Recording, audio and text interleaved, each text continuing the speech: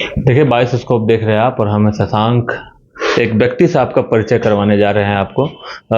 कोडरमा में लोकसभा चुनाव के दौरान इन्हें वहाँ का चुनाव प्रभारी बनाया गया और इनके नेतृत्व में भाजपा नेत्री अन्नपूर्णा देवी भारी बहुमत से वहाँ जीत दर्ज करती हैं। अभी केंद्र में केंद्रीय मंत्री भी हैं। नाम इनका भैया अभिमन्यु प्रसाद है, भाजपा के नेता हैं और अभी हम इनसे मुलाकात करवाते हैं। न्यूज़ बायोस्कोप में बहुत बहुत स्वागत है। बहुत बहुत धन्यवाद आपका। आपके नेतृत्व में कोडरमा में अन्नपूर्णा देवी ने चुनाव लड़ा और काफ़ी अच्छे बहुमत से जीती और अब मंत्री बन गई हैं। वो क्या गुरु मंत्र दिया था आपने, क्या वहाँ किया?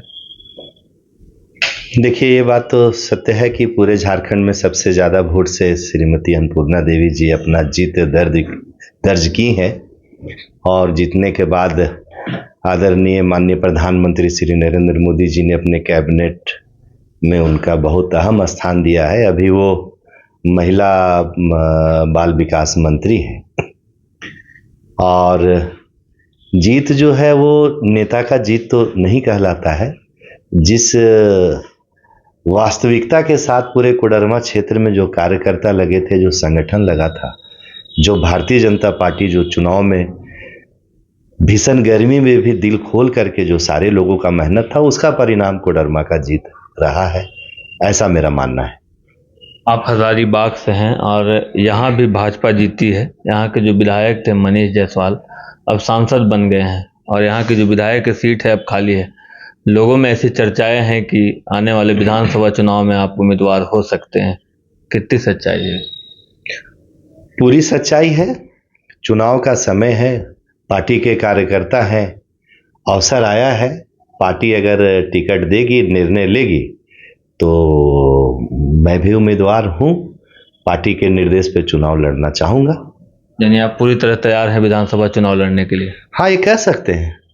भारतीय जनता पार्टी का कार्यकर्ता 24/7 चुनावी मोड में ही रहता है और हम सब भी चुनावी मोड में हैं और चुनाव में पार्टी टिकट देगी या पार्टी टिकट नहीं देगी, हम लोग चुनाव लड़ेंगे। बीजेपी का गढ़ है ये हजारीबाग और जैसे ही ये सीट खाली हुई है, यहाँ से जो विधायक से सांसद बने हैं कई उम्मीदवार देखने को मिल रहे हैं। अगर हम लोग अभी उंगली पे गिने तो 17-18 तो सामने दिखते हैं। ऐसे में कितना मुश्किल है इस सीट से टिकट मिल पाना और चुनाव लड़ना? देखिए, टिकट मिलना मुश्किल नहीं है। शीर्ष नेतृत्व, पार्टी नेतृत्व टिकट देती है। जिसको भी टिकट मिलेगा वो चुनाव लड़ेंगे।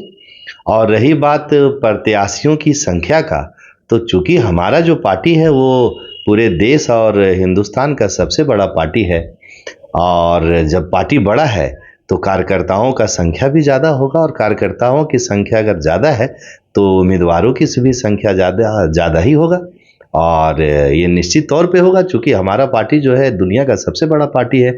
अगर इसमें 18-20 उम्मीदवार हैं तो कोई चिंता वाला बात नहीं है।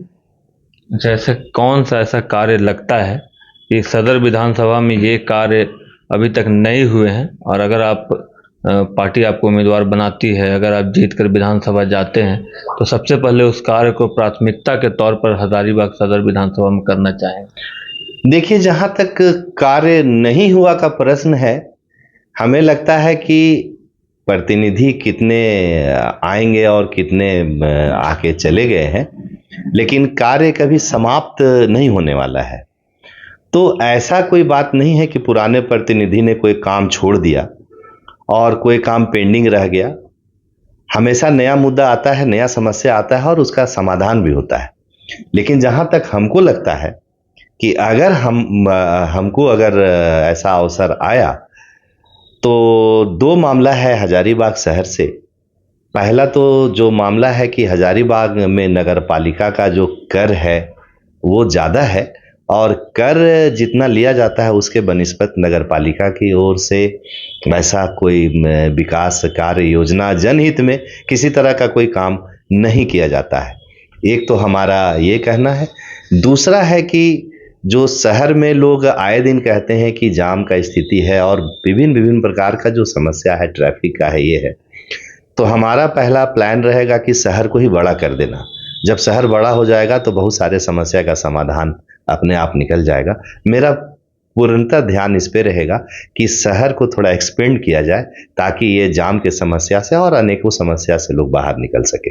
आपने नगर निगम का जिक्र किया, अभी 2 दिनों की जो भारी बरसात हुई है उसमें नगर निगम की पोल खोल दी है, सड़कें जगह जगह टूटी हुई हैं, पानी जल जमाव है।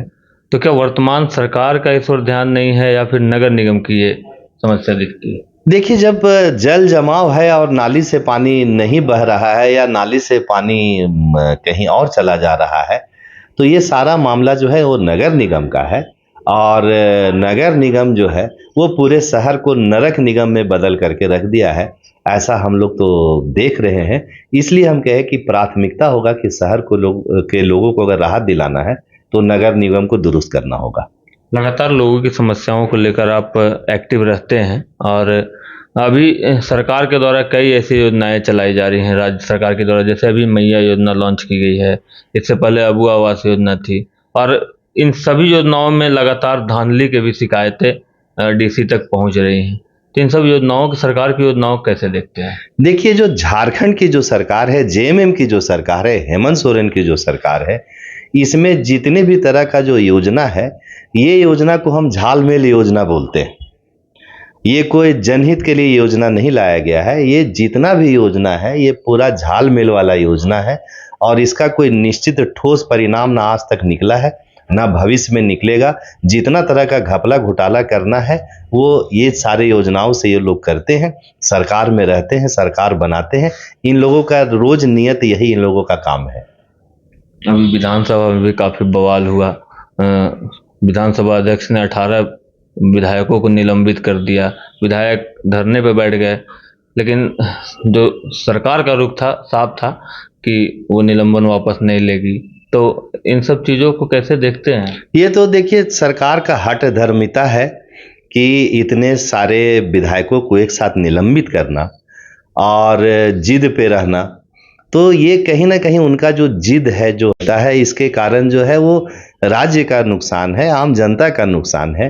वो हमारे जितने भी विधायक अगर सदन में किसी बात को उठा रहे हैं तो वो अपनी बात को नहीं उठा रहे हैं, जनता की बात को उठा रहे हैं। और कहीं ना कहीं विपक्ष की बात को तो सुनना पड़ता है और सुनना पड़ेगा।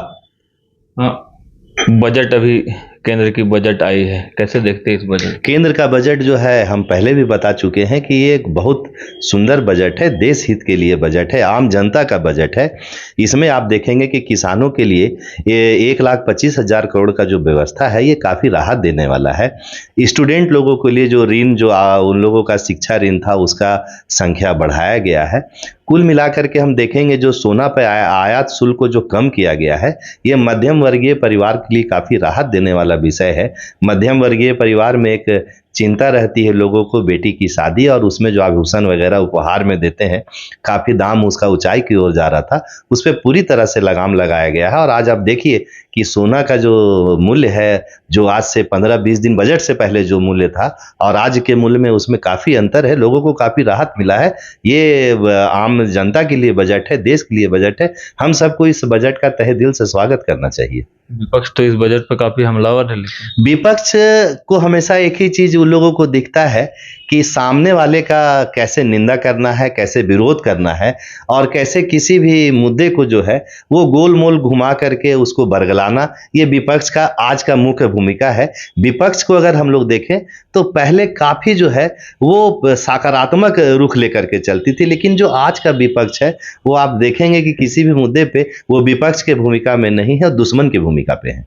देखिए, आप सुन रहे थे भैया अभिमन्यु प्रसाद को, जिन्होंने साफ तौर पर कहा है कि अगर पार्टी उन्हें दायित्व देती है विधानसभा चुनाव का तो बखूबी लड़ेंगे। और जो क्षेत्र की, जो सदर विधानसभा की कुछ समस्याएं हैं, नगर निगम की समस्याएं हैं और सड़कों की समस्याएं हैं, ट्रैफिक की समस्या है, उसे वो सदन में उठाएंगे और उसका समाधान करेंगे। तो शहर को बड़ा कर देंगे जिससे कि यह समस्या का समाधान आसानी से हो जाए।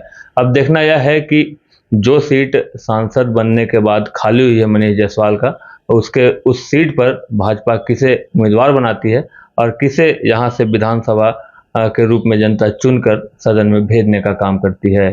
Shashank Shekhar, news bye scope, Hazaribagh.